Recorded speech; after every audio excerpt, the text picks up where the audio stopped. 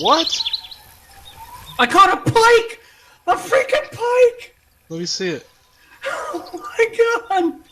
Let's see. Hey, what is up, awesome people? Shady Wags here with Got Your Back Gaming, and I haven't made a video in a while. That's because I've actually been fishing. I really fell in love with virtual fishing about 3 years ago when I was playing Arcade, and once I quit that game, I haven't found anything since to take its place until I discovered Fishing Planet on Steam. There are a lot of really good games on Steam that just don't get publicity or exposure, and Fishing Planet is one of those hidden gems. I know fishing is not for everyone, but I'm going to go way out on a limb here and say this game is probably one of the best games I played in the last 2 years. The thing that really impressed me about Fishing Planet is it's an MMO in every sense that a game can be an MMO. You fish, you catch fish, you gain experience and money, you level up, unlocking new gear and new locations to fish for more money and more loot, and you could do all this at lakes with other people, or you could create a private room and fish by yourself or with your friends. The game is extremely fun, it's challenging, and it's very polished. Now, if I had to say anything negative about the game, some of the fishing spots at certain lakes can be exploited for money experience. The thing is, I don't know if that's intentional, because despite being very active in releasing fixes and promoting in-game activities, the devs don't seem to be very accessible to the community. In fact, I couldn't find much information at all about the developers of Fishing Planet other than a short interview where they explained that they are a small experienced team, they are fishing fanatics, and they have big plans for the game in the future. The only other knock I have is that the game seems to be much more fun to play with friends than it is alone. Overall, I had a better time fishing with other people, relaxing, trying to outfish them, catching that bigger fish than what they had, and shooting the shit. The game is free to play, and I know one of the main questions people are going to ask is, what is the catch? Really, there is no catch. There is premium that you can purchase in-game that's going to give you a 50% boost to experience and money, but you don't really need it. This is fishing after all. It's supposed to be slow and grindy, right? There are a lot of DLC packs. If you purchase one of those, they're going to give you early access to gear and extra money. Again, not really needed. There is one DLC pack, though, I would highly recommend, and that is the Chargers pack.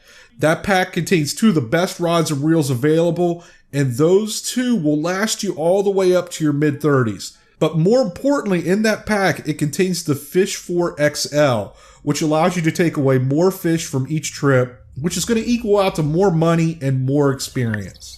So if you try out the game, you like it, and you do want to buy a DLC pack, that is the one I would recommend, the Chargers pack. Okay, now for some beginner tips. When you start the game, you're only going to have access to Lone Star Lake in Texas. So you do want to go ahead and buy the advanced license, because that's going to allow you to keep all these spotted bass and trophy fish that you catch. And those fish give you more experience and money. Now, when you start playing, you're going to be limited to 2 ways to fish. The first one is using a float rod.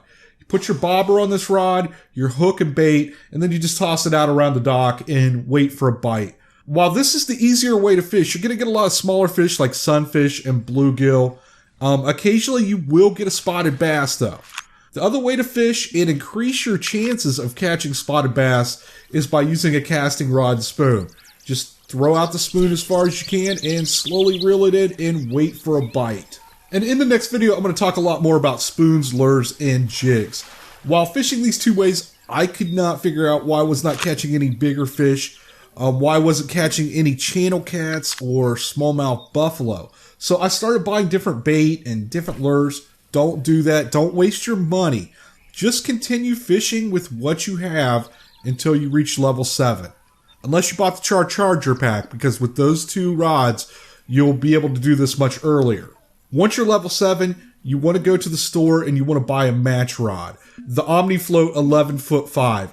This rod uses a spinning reel and bait, so buy an appropriate level spinning reel, something around level 5 to 7, whatever you can afford, and equip that with 4 to 5 pound test line. And you also want to buy the larger 1/0 hooks you unlock at 7. The way hook sizes run, freshwater hooks are numbered 1 to 10, with 10 being the smallest hook and 1 being the largest. The saltwater hooks look like this. This is a 1/0 hook. That front /0 is pronounced "ot," with 1/0 being the smallest and 10/0 being the largest. At level 7, you unlock the 1/0 hooks, so go ahead and buy those. You also want to buy grasshoppers. Now go back to the Lone Star Lake, and you want to set your depth at 60 inches.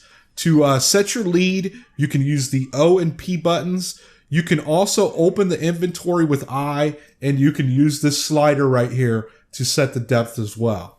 Go ahead and cast out to the middle of the lake around 90 to 100 feet, and from this distance with that larger 1/0 hook, you're going to start catching much larger fish like the spotted bass, the buffalo, and the channel cats.